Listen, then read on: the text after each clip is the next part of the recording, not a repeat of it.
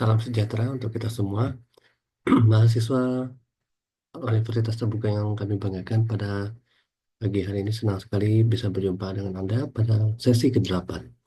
Teman-teman, pada sesi ke-7 sebelumnya Anda sudah mempelajari tentang teori antrian. Dan pada sesi ke-8 ini kita akan melanjutkan ke bagian yang tidak kalah menariknya ya, terkait dengan perencanaan sumber daya dan pengertian manajemen MSDM atau sumber daya manusia itu sendiri. Nah, teman-teman, kalau kita lihat ya dari modul Anda ada beberapa hal penting yang akan dibahas pada sesi kali ini.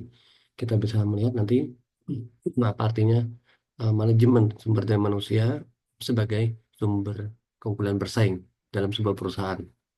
Kemudian Anda akan diajak juga untuk melihat bagaimana praktik pengelolaan sumber daya manusia ini. Sampai dengan yang terakhir adalah Anda akan diajak melihat bagaimana proses penyampaian jasa ya kepada konsumen. Nah, kita mulai dengan pertama terkait arti ya. Kalau Anda lihat sumber daya manusia di dalam sebuah perusahaan tentu sangat beragam. Anda bisa melihat ada yang latar belakang berbeda-beda gitu ya. Waktu dari proses perekrutan itu pun sudah terlihat gitu ya. Job requirement-nya. Nah, jadi MSDM ini kalau kita lihat sebagai sebuah proses mengelola karyawan ya untuk mencapai keunggulan kompetitifnya melalui peningkatan produktivitas, inovasi dan juga kualitas layanan. Nah, untuk pelaksanaannya kita bisa melihat bagaimana sebuah perusahaan mengembangkan program pelatihan misalkan ya yang berkelanjutan. Dia perusahaan memberikan insentif untuk inovasi tertentu bagi karyawannya, menciptakan lingkungan kerja yang mendukung kesejahteraan karyawannya. Nah, kalau di Indonesia Anda bisa lihat bagaimana Gojek ini berfokus pada pengembangan dan kesejahteraan karyawannya juga. Kalau kita lihat dari perspektif internasional, bagaimana Google adalah sebuah perusahaan internasional yang juga memfokuskan pada lingkungan kerja ya, yang mendukung kreativitas dan kesejahteraan karyawannya. Nah, tapi di satu sisi yang lainnya kita bisa melihat juga ada tantangan ya, ternyata memanage sumber daya manusia itu tidak mudah ya. Misalkan bagaimana globalisasi dan perkembangan teknologi yang sangat cepat itu bisa menjadi tantangan tersendiri ya. Bagaimana strateginya? Tentu perusahaan bisa melakukan pelatihan berkelanjutan, kemudian bisa membuat beberapa program untuk kesejahteraan karyawannya. Nah, kita bisa mengevaluasi nanti evaluasinya, misalkan kita lihat ukuran kepuasan karyawan dan produktivitas kerjanya. Nah, selanjutnya kita bisa melihat bagaimana praktik pengelolaan sumber daya manusia itu sendiri. Praktik uh, pengelolaan sumber daya manusia atau SDM itu mencakup beberapa langkah, mulai dari rekrutmen, seleksi, pelatihan, pengembangan, penilaian kinerja, sampai dengan kompensasinya. Nah, implementasinya misalkan di sebuah perusahaan dia bisa menerapkan proses rekrutmen yang ketat. Kemudian dia memberikan berbagai program pelatihan dan pengembangan diri. Kemudian bagaimana mereka menilai karyawannya dari kinerja-kinerjanya secara berkala. Jadi mereka bisa melihat umpan balik apa yang konstruktif bagi karyawannya. Kita bisa melihat misalkan di Indonesia ada Bank Mandiri yang membuat program pengembangan kepemimpinan misalkan. Atau di Unilever ya, perusahaan internasional yang membuat program pengembangan kepemimpinan intensif ya. Nah, tantangannya apa? Ya, misalkan kita lihat adanya retensi karyawan ya, retensi karyawan dan kepuasan kerja. Ini tantangan tersendiri ya. Seberapa lama karyawan itu akan bertahan di sebuah organisasi ya, dan seberapa puas mereka di sana. Nah, bagaimana strateginya untuk mengurangi masalah-masalah di lapangan? Mereka bisa mengembangkan berbagai program pengembangan karir ya, supaya mereka bisa menjaga juga keseimbangan kerja dan hidup. Nah, kita bisa melihat evaluasinya misalkan dari berapa besar tingkat turnover-nya, ada kemudian hasil penilaian kinerjanya ya atau melalui KPI-nya. Yang berikutnya adalah pandangan ya atau teori terkait manajemen sumber daya. Nah, ada beberapa teori seperti teori kebutuhan Maslow misalkan ya. Kemudian teori dua faktor Herzberg yang membantu bagaimana perusahaan bisa memahami motivasi dan kebutuhan karyawan dalam sebuah organisasi. Nah, implementasinya misalkan perusahaan bisa mengidentifikasi, memenuhi kebutuhan dasar karyawannya terlebih dahulu. Lalu dia ciptakan lingkungan kerja yang memotivasi, ya, sehingga mereka betah gitu ya, bisa memberikan penghargaan dan juga rekognisi ya atau pengakuan. Misalkan Unilever Indonesia, misalkan, dan Sapos ya, yang fokus pada kesejahteraan karyawannya. Tantangannya apa? Ya tentu adanya perbedaan generasi ya di tenaga pekerja itu menjadi sebuah tantangan tersendiri. Sehingga diperlukanlah program pelatihan yang disesuaikan ya dengan kebutuhan setiap generasi dan kita bisa melihat nanti survei kepuasan karyawannya, analisis produktivitasnya. Nah, berbicara praktik manajemen sumber daya manusia dalam organisasi jasa, kita bisa melihat bahwa yang namanya MSDM itu dalam organisasi itu fokusnya pada pelatihan ya dan pengembangan keterampilan layanan pelanggan. Jadi misalkan disediakanlah program pelatihan intensif untuk layanan staf layanan pelanggan misalkan. Lalu ada menerapkan sistem penilaian kinerja berbasis layanan misalkan ya. Kita bisa melihat bagaimana misalkan Garuda Indonesia membuat program pelatihan intensif untuk staf-stafnya atau Ritz-Carlton yang membuat juga program yang sama untuk para karyawannya ya. Tantangannya apa? Ada fluktuasi permintaan dan kualitas layanan. Sehingga kita perlukan pelatihan yang berkelanjutan dan kita perlu nilai melalui sebuah sistem yang berbasis kinerja layanan. Apa, evaluasinya kita bisa melihat menjadi umpan balik pelanggan dan penilaian kerja staf kita. Nah, terkait pelatihan, penilaian kinerja dan seleksi karyawan.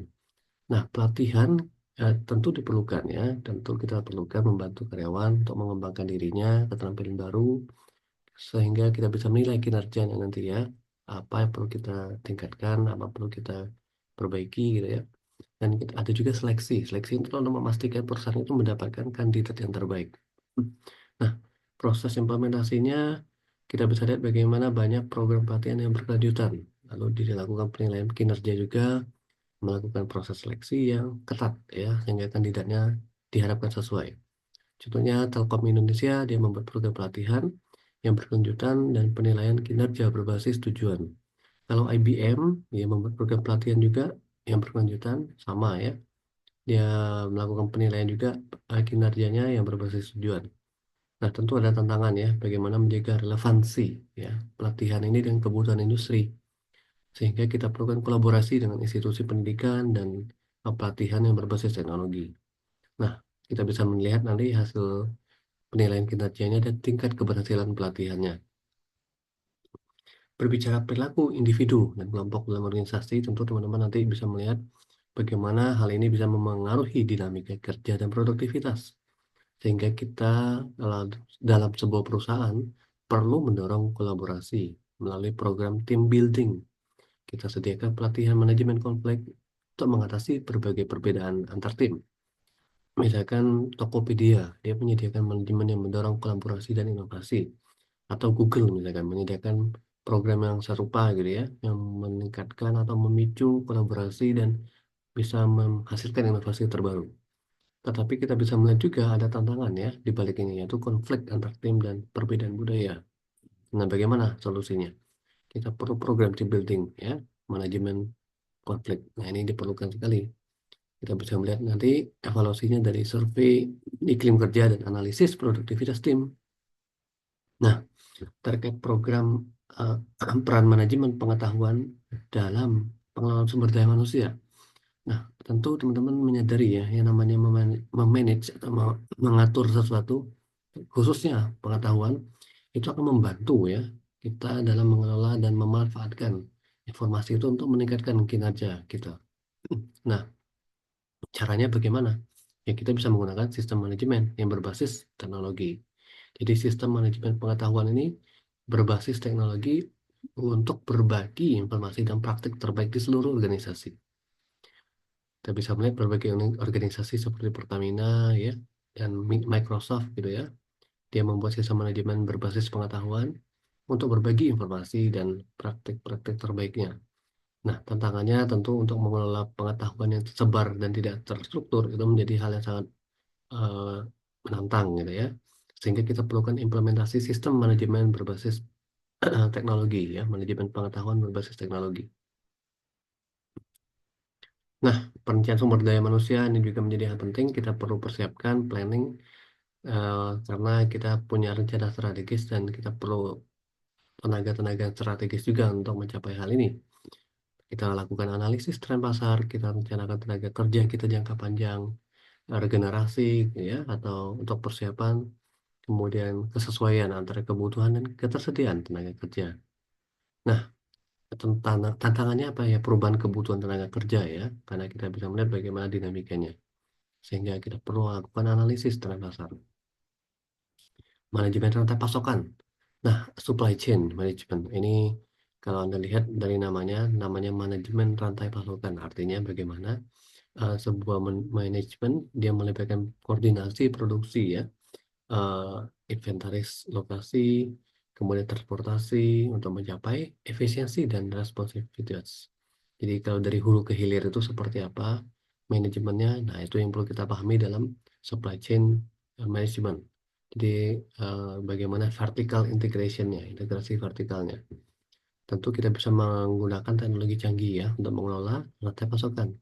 Sehingga kita bisa melihat nanti diversifikasi pemasoknya seperti apa, kemudian kita bisa memastikan pengiriman tepat waktu, ya.